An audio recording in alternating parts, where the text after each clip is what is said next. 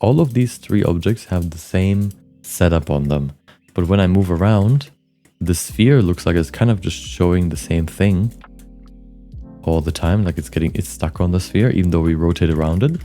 This one is kind of like warpy and wobbly, and then this one is completely crazy and then this one is also kind of weird.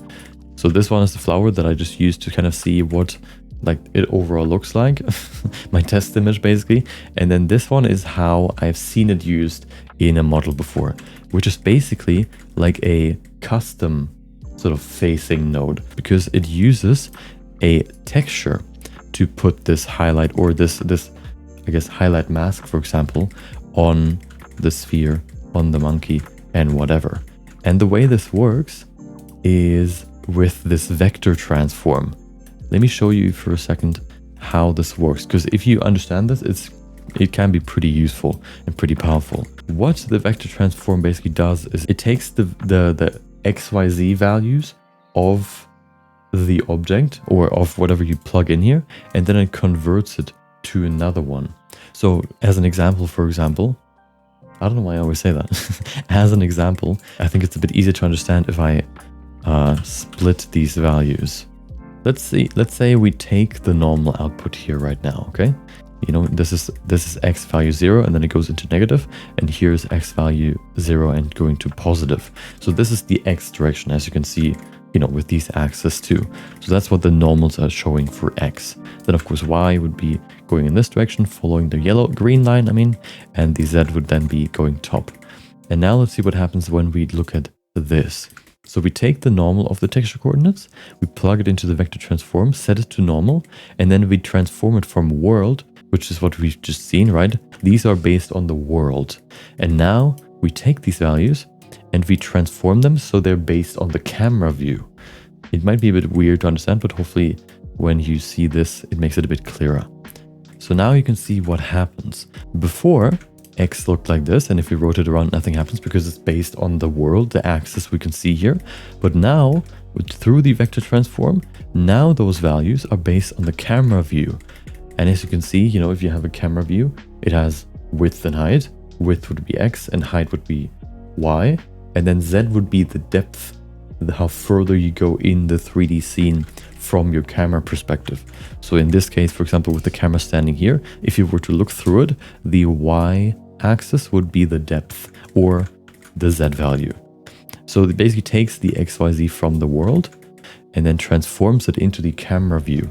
What that basically means is that if we then apply an image to this, it basically takes the X and Y values and just puts it basically where the camera kind of sees. I don't know if that makes sense. Let me mute this for a second. Now let's look at the flowers again. Now you can see how it looks like.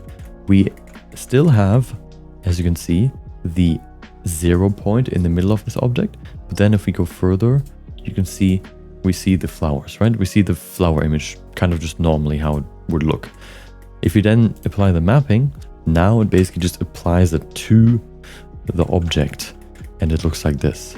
Usually, of course, you don't want to have flowers looking like this on your model. So something more useful is this one, which I've already showed you, which is basically a texture that is a customized facing node. This is what the texture looks like that we then map onto the camera or onto the object basically from the camera's perspective.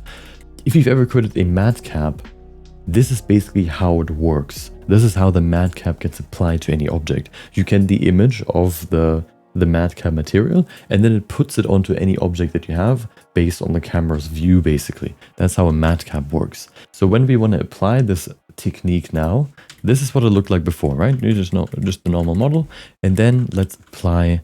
This is just a matcap material that I basically created in an external file. And now if we apply this to the model, it basically puts it on the model like a normal matcap.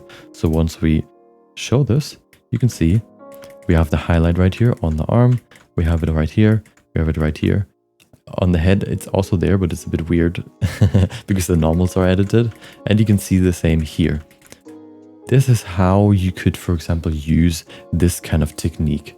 In theory, you could even just draw or like paint a custom matcap in like Clip Studio Paint or Photoshop or whatever, and then apply this here and, you know, create like interesting effects like this with that too, so that it isn't just like flat. but actually, you know, has like some painterly, like a painterly effect to it, for example. And then I also made a few more. This one, if you plug that one in here, you can see it's a bit warped. And that is kind of like one of the downside of this technique. It warps what you put on the model based on like what the shape of the model is. So you can see, like, you know, if it's like sphere-like, it looks a bit more like the original. But if it's like an arm, like stretched or like an oval, it's gonna look very weird. But maybe you can find a way to use this. I just wanted to show you this one because it was an interesting approach to like layer weight or like applying a madcap. And maybe you can find a way to use this for something that actually has some use rather than put smileys on characters. If you want to learn more about 3D anime, make sure to check out my free 3D anime course here on YouTube. In there, I basically try to condense all the information that I have gathered over the last 2.5 years of creating my projects and learning things and researching things and testing things, basically. And I've tried to put it all into this one course for free, which you can see and find on YouTube. So if you're curious about that and want to learn more and go more in depth in creating your own 3D anime, for example, make sure to check out the description where you'll find the link to it. Otherwise, I guess you can also just enjoy more of these clips if you want. So yeah, do whatever you want.